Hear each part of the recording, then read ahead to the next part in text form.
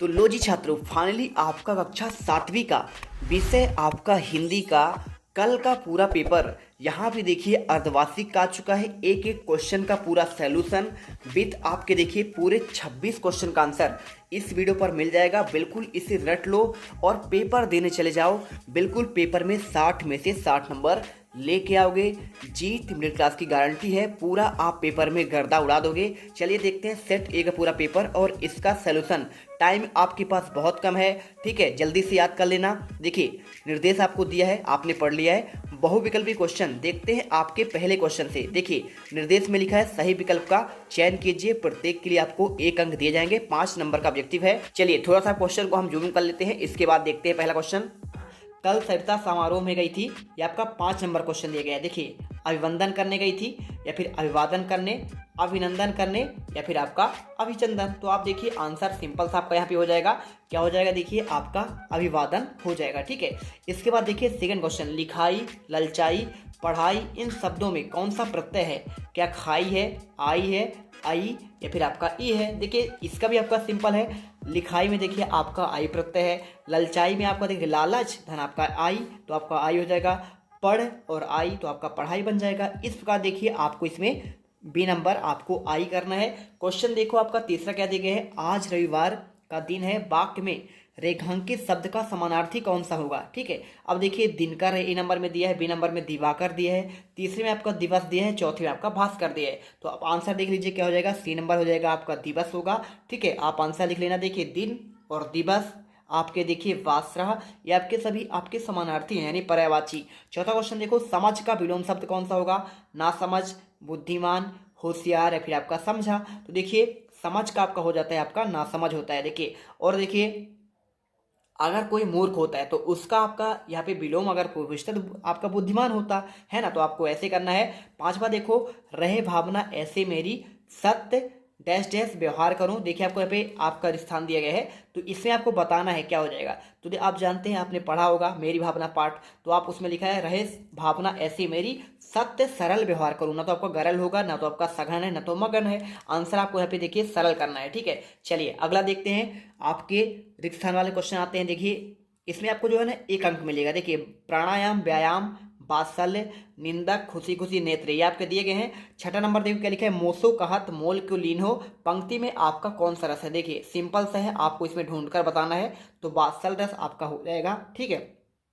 आप जानते हैं रसों की संख्या आपका 10 मान जाती है और उसी में एक आपका वात्सल रस भी होता है ना। जैसे आप छोटे बच्चों से माँ प्रेम कर रही है, वहाँ आपका वात्सल रस होता है, ठीक है। चलो अगर आप देखो यहाँ पे पहली बार विजिट कर रहे हैं, टेंशन मत लो, टॉप करोगे इसकी गारंटी हमारी है। बस आपको देखिए पूरे 60 में से 60 नंबर मिलेंगे, डाउट मत करना, है ना। आपको करना क्या है, बस आपको ध्यान से पढ़ना है। देखिए 7वां क्वेश्चन, अष्टांग योग का चौथा अंग कौन सा है? पूछा गया है अंग, तो आपका देखिए इसमें हो जाएगा आपका प्राणायाम हो जाएगा, ठीक है। 8वां देखिए, निंदा करने वाले व्यक्ति को डैश डैश कहते हैं, तो आपका निंदक कहते हैं। इसके बाद देखो 9वां नंबर क्वेश्चन क्या दिया गया है, यहाँ पे बच्चे डैश डैश काली का जुलूस देखने गए, जानते हैं क्या? खुशी खुश जाएंगे, तो आपको खुशी जो है यहाँ पे भर देना है, ठीक है। कोई दिक्कत नहीं, आगे बढ़ते हैं। आँख का पर्यायवाची शब्द का आपका डैश डैश है, तो देखिए आपको यहाँ पे आपको नेत्र आंसर करना है, ठीक है, कर लीजिएगा। इसके बाद देखिए आपको इसमें अति लघुत्री क्वेश्चन आता है 11 से आपके 16 तक क्वेश्चन, ठीक है। अब इसमें देखो आपको कैसे करना है, चलिए आपको हम दिखाते हैं आपके नेक्स्ट क्वेश्चन पर। तो यहाँ पे देखो क्या दिया गया है, इनका उत्तर आपको 1 या 2 वाक्यों में लिखना है। 2 अंक आपको दिए जाएंगे। शाम के समय गंगा नदी कैसी दिखाई देती है? चलिए आपको इसका आंसर बताते हैं। देखो तो आपको उत्तर कैसे लिखना है, लिखना है शाम के समय गंगा नदी शांत और अद्भुत दिखाई देती है। गंगा का सौंदर्य एक निराला है, एकदम निराला है।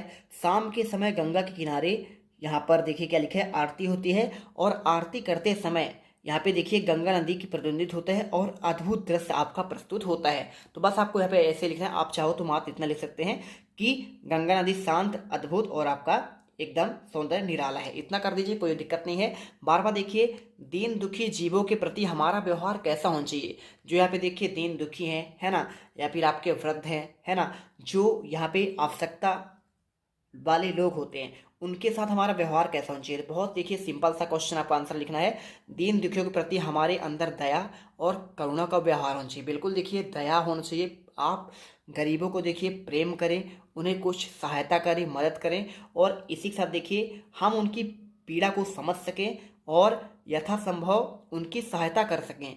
जब तक हमारे अंदर किसी के प्रति दया और करुणा नहीं जागेगी, हम उसकी सहायता करने के लिए प्रेरित नहीं हो पाएंगे, है ना। अब इसके बाद देखिए 13वां, दादी की घड़ी कहानी के अनुसार असली अलार्म कहाँ होता है। तो देखिए दादी घड़ी नाम आपने पाठ पढ़ा होगा, तो देखिए आपको लिखना है दादी घड़ी कहानी के अनुसार असली अलार्म हमारे शरीर और मन में होता है। हमारे शरीर और मन की आवश्यकता पढ़ने पर हमें सही समय पर जगा देती है। दादी कहना था कि असली अलार्म हमारे दिल में होता है। ठीक है, आप उत्तर करिए।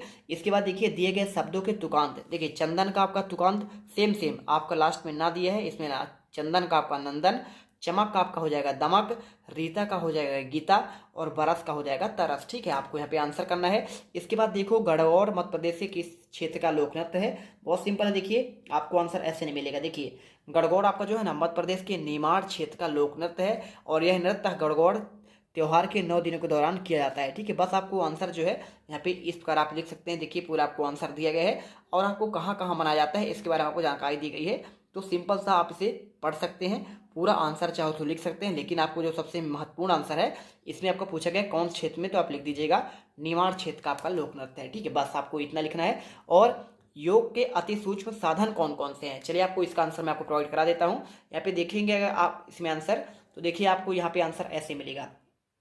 योग के आपके अति सूक्ष्म साधन, आसन पहला हो जाएगा, प्राणायाम हो जाएगा, मुद्रा हो जाएगा, ध्यान, मनन, समाधि, ज्ञान, भक्ति और आपका योग साधना। ठीक है, चलिए अगर आप हमारे चैनल पर पहली बार विजिट कर रहे हैं तो सबसे पहले आपको दिल से हमारे चैनल को, आपके अपने चैनल जीत ब्रेल क्लास को सब्सक्राइब करना है, वो भी दिल से करना है, क्योंकि आपके लिए देखिए हमने पिछले साल भी आपका लिए मेहनत किया है, चाहे आपका अर्धवार्षिक हो वार्षिक हो, बिल्कुल पूरी तरह से मेहनत किया गया है। फटाफट सब्सक्राइब करो, बढ़ते हैं। चलिए बढ़ते हैं आपके अगले क्वेश्चन पर। 17 से आपके जो 22 तक क्वेश्चन इसमें पूछे गए हैं ना, वो आपको 17 से आपके देखिए इसमें क्या पूछे गए हैं, इसमें आपके 3 अंक वाले पूछे गए हैं। देखिए क्या दिए गया इसमें 6 क्वेश्चन पूछे गए हैं। यहाँ पे देखिए 18 नंबर क्वेश्चन आपका है 17 से आपके 22 तक के, 40 से 50 शब्दों में लिखना है। और देखिए नेहरू जी ने अपनी भस्म को गंगा नदी में डालने की इच्छा क्यों व्यक्त की थी, ये पूछा गया है। तो देखिए इसका आंसर आपको सिंपल सा क्या लिखना है, इसमें लिखना है नेहरू जी ने अपनी भस्म को खेतों में बिखेरने का इच्छा व्यक्त की थी।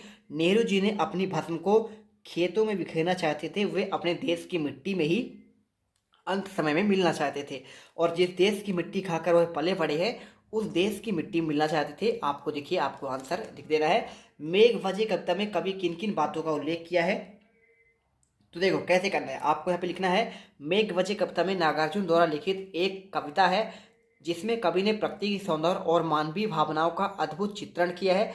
इस कविता में कवि ने मेघों के आगमन से प्रकृति में होने वाले परिवर्तनों का वर्णन किया है। कवि के अनुसार मेघों का आगमन धरती के हृदय धड़कने से आपका लगता है, पेड़ पौधे आपके झूमने लगते हैं। तो आप उत्तर कर लीजिएगा। इसके बाद देखिए सज्जनता की पहचान किससे होती है, आपको ये पूछा गया है। देखिए आपको सज्जनता की पहचान आपका होता है, देखिए इन पर सज्जनता देखिए व्यक्ति के मन वचन और कर्म का आपका यहाँ पे होता है, और दूसरों के साथ सही और उचित तरीके से व्यवहार करता हो, तब आप पहचान पाएंगे सज्जन व्यक्ति कौन है। सज्जन व्यक्ति दूसरों का भला चाहता है और अपने स्वार्थों को नहीं देखता है। सज्जन व्यक्ति देखिए समाज, परिवार और देश की उन्नति में लगा रहता है। सज्जन व्यक्ति आचरण का निर्मल होता है और उसका भाषा सरल होता है। ठीक है, तो चलिए प्यारे गुल्लू अब बढ़ते हैं आपके नेक्स्ट क्वेश्चन पर। मैत्री भाव जगत में मेरा सब जीवों के प्रति नित्य रहे, इसका आपका भावार्थ पूछा गया है। तो देखिए आपको इसका भावार्थ आपको देखिए मतलब आपका विनम्र व्यवहार आपका होना चाहिए। तो देखिए आपको यहाँ पे वह सभी के प्रति आपका विनम्रता का भाव रखता हो, यहाँ पे आपको आंसर यहाँ पे लिखना है। ठीक है, तो आपको देखिए आंसर आपको यहाँ पे ये हो जाएगा, यहाँ से लेकर आप जो है आंसर यहाँ तक पूरा आप कर सकते हैं। ठीक है, चलिए इसके बाद देखिए आपका क्वेश्चन, पढ़ते समय दीपू को कौन कौन परेशान करता है और क्यों। तो देखिए आपको सिंपल सी बात है, यहाँ पे मालती जोशी ने जो आपका पाठ लिखा था दादी घड़ी, तो दीपू को पढ़ते समय उसके आसपास के शोर करने वाले देखिए आपका लोग परेशान करते हैं। दीपू घर का सबसे छोटा बच्चा है और इसलिए अक्सर मुसीबतों का सामना करना पड़ता है। जब दीपू पढ़ाई करता है तो उसके आसपास सब शोर करते हैं। ठीक है, और दीपू के पास देखिए दादी की आपका अलार्म वाली घड़ी भी है, इसलिए उसे पढ़ते समय शांत रहने को कहा जाता है। अब इसके बाद देखिए क्वेश्चन आपका यहाँ पे 22वां, आप अपनी कक्षा के मॉनिटर होते तो क्या क्या करते। देखिए आपको आंसर जो है उपस्थिति दर्ज करना, आपका पहला पॉइंट क्या होता है भाई, आप उपस्थिति दर्ज करवाते, साथ में अनुपस्थित रहने वाले छात्रों की सूचना आप जो है शिक्षक को देते।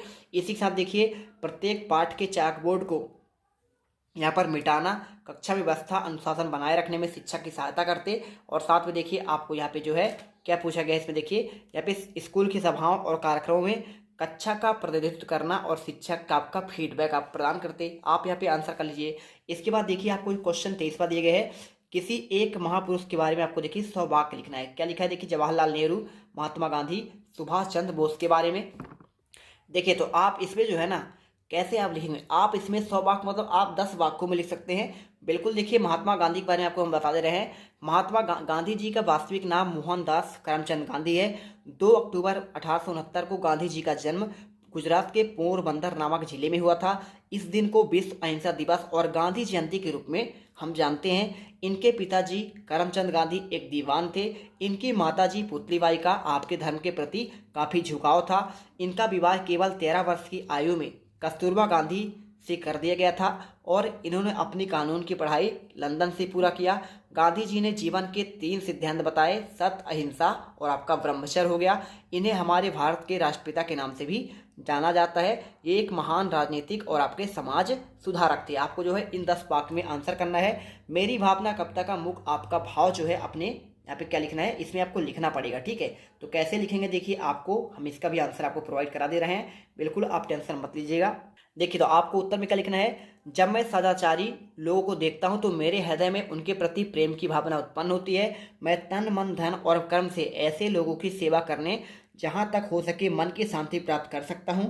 मैंने दूसरों के ऊपर जो उपकार किया है मैं कभी नहीं भूल सकता और मुझे किसी प्रकार की कोई शत्रुता नहीं रखनी चाहिए। आपको देखिए उत्तर इसमें लिखना है। दीपू की घड़ी कहानी के पात्रों के बारे में अपने शब्दों में लिखना है। तो चलिए आपको जो है इसका भी आंसर आपको मैं प्रोवाइड करा देता हूँ। देखिए एक एक क्वेश्चन का आपको जो आंसर है ना अच्छे से याद करना है, बिल्कुल आपको छोड़ना नहीं है। ठीक है, तो एक एक क्वेश्चन आप इसे अच्छे से पढ़ लीजिएगा।